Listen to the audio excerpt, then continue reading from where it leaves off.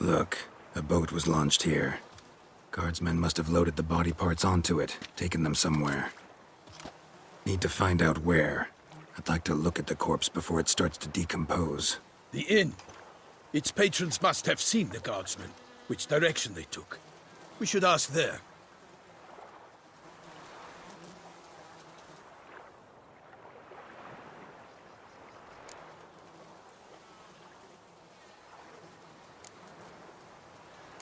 Seems we've got ourselves an audience. You think this surprising? The locals will tell the children of children they do not have yet, of the day a quartered corpse was pulled from the river. One thing. Found a handkerchief in the water. Monogrammed DLC.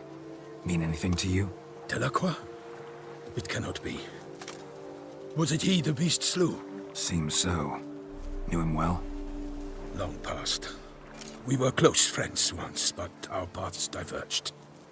He was a man of extremes, standing by his companions no matter the odds, fighting his foes to the bitter end. Foes? You have a lot of them?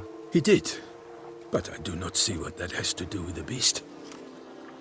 Ah, Geralt, you've struck a raw nerve. Memories of a time long past, to which I'd rather not return now. I understand. We can talk later. Let's go to the tavern. I shall have to.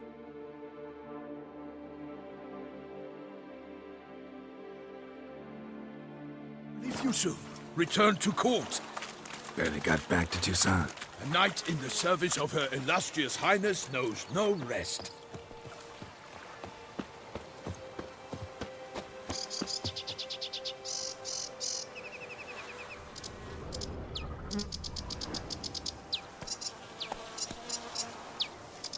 In fact, I feared I would return too late to fulfill my duty. Yet it seems I've arrived in the nick of time.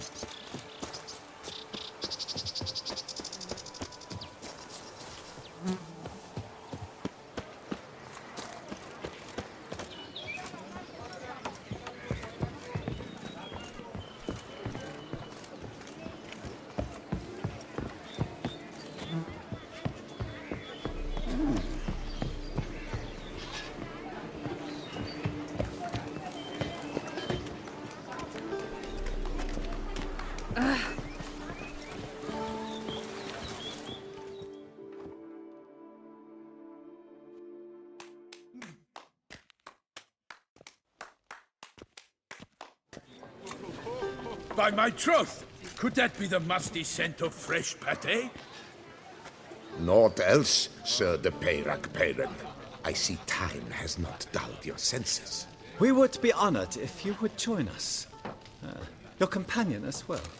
But why do I not detect even a whiff of crayfish chowder? No soup today, on account of there being no crayfish. I reckon you've not heard, but all I caught was a corpse.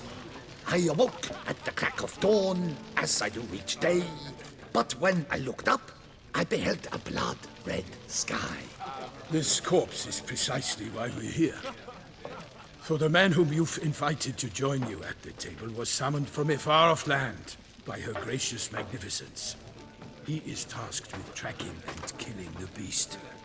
We invited two men to join us, yet since Sir de Peyrac Peyran in temperament is more akin to hare than hound, I surmise the other is the hunter.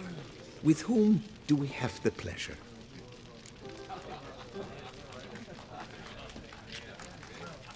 Like Milton said, I've come from the north at the Duchess's behest to deal with the beast.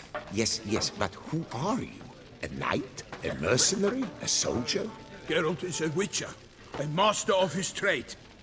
He has questions for you about the beast's most recent victim. I was the one to find the corpse. The sun had just risen when I awoke, sat straight up in my bed, looked out the window, and beheld a sky red as blood. Ask, Geralt, please, or we shall be here till winter. Must have been early in the morning. Went to check your nets and then... I stepped out of my hut and saw... By my troth, to the point, man! You found a body ensnared in your crayfish nets. We know this already. What happened then? Did you see anyone nearby? Did you spy anything noteworthy? Anything at all? Not a soul around, just me. As for noteworthy, well, What did you see?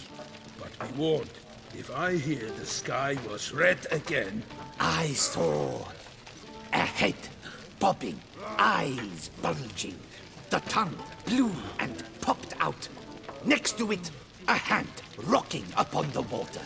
Get a good look at the body parts? They gave me such a fright. I bolted to town fast as my legs would take me, then returned with guardsmen who told me to keep out of their way. They had a hard haul. The parts were so tangled up in my nets, they were forced to cut them. Need to examine the body. Know where they took it? They ferried it across, then loaded it on a cart and hauled it to a cellar at Corvo Bianco to keep it cool, see? what?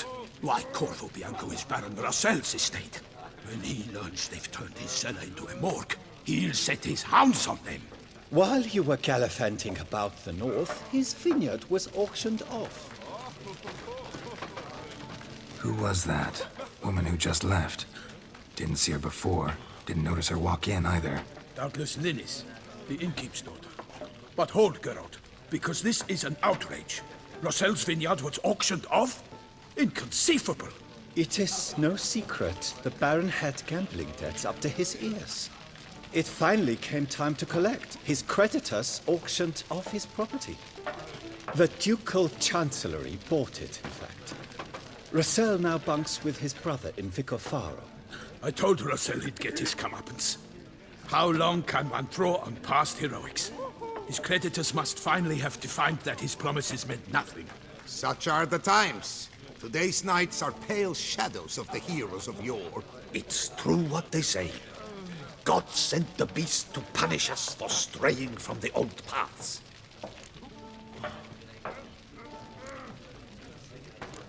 So folk think the beast's divine punishment. Knights have turned their backs on the old customs. Where they were defenders of the duchy, they're now defenders of their own tushes. Why, you insolent... Let him talk. The Duchess trades in titles, grants honors to ill-doers. We've strayed from the path of virtue, lost the gods' favor, so the gods sent retribution. Don't listen to that nonsense, Geralt. It's rehashed street preacher codswork. Yes, the rebel rousers have been sprouting up like weeds lately, each offering the same bill of goods.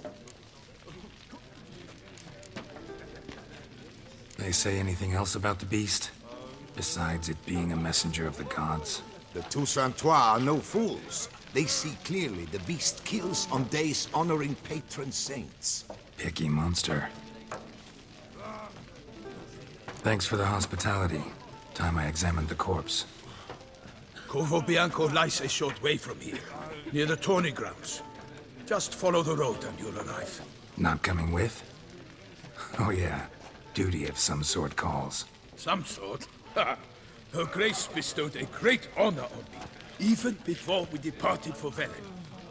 I'm to play the hare during this year's game in the palace gardens.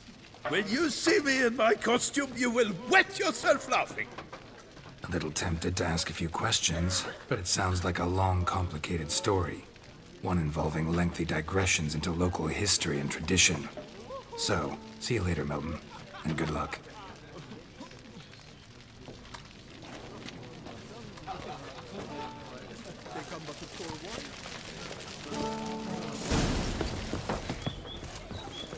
To be born in Toussaint is to be born under a lucky star.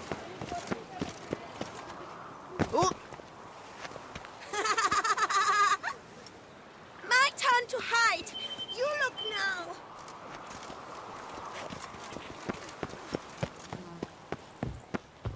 Patrolling on an empty stomach. Oh, dreadful. Ow!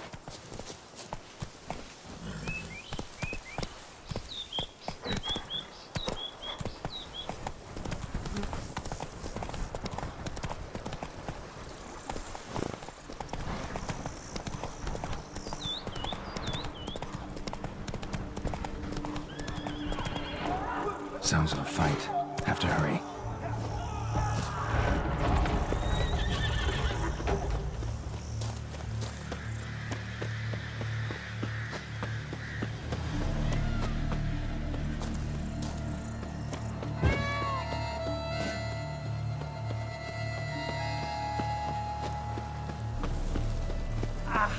Damn it. Killer must still be here.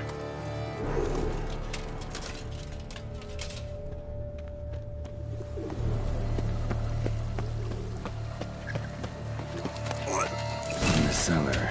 Gotta be. Footprints. Small, bare feet. Lead deeper into the cellar. Fell down the stairs, broke his neck.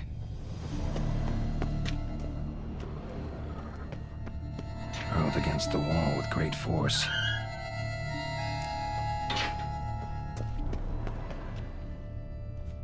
Took a lot of strength to batter this down.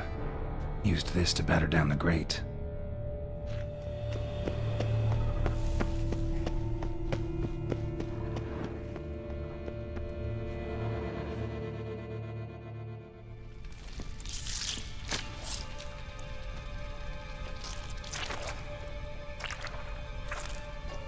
You. Saw you at the inn.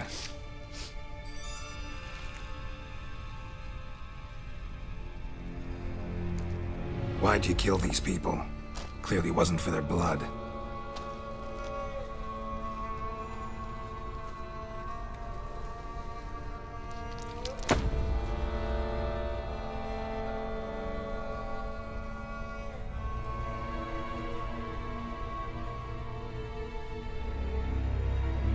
We don't have to fight.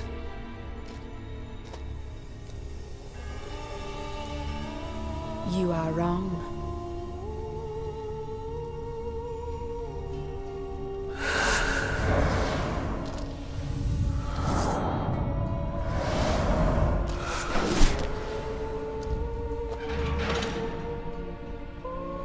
I cannot let you leave.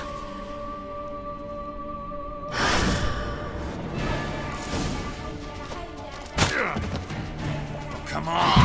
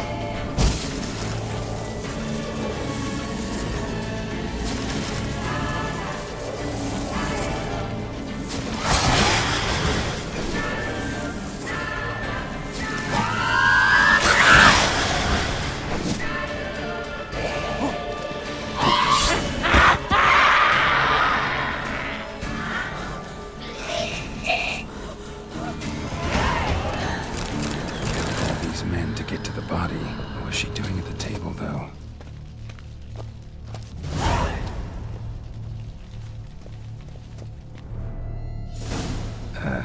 Stinks. Waterlogged. Both hands amputated. Body was quartered just as I thought. Laid in water for some time. Head swollen, and something took a few bites out of it. Something in the throat.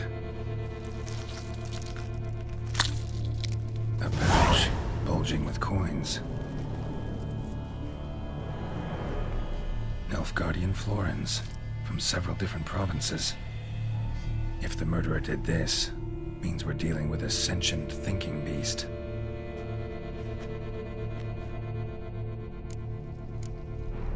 Body was chopped up after death. Blows struck with great force, but bones sliced through, not crushed. Creature that killed him had long claws, sharp as a witcher's blade. First sank its claws into the victim's heart. No Bruxa did this. Third hand. A spare? Except it's clearly not the victim's. Guardsmen must have not noticed it as they picked everything up. How's this possible? Still warm. Blood still flowing? Several monster species can regenerate. Never heard of that happening to their severed limbs, though. Or of their limbs seeming completely alive after so much time. Examine the tissue more closely later. Might learn something.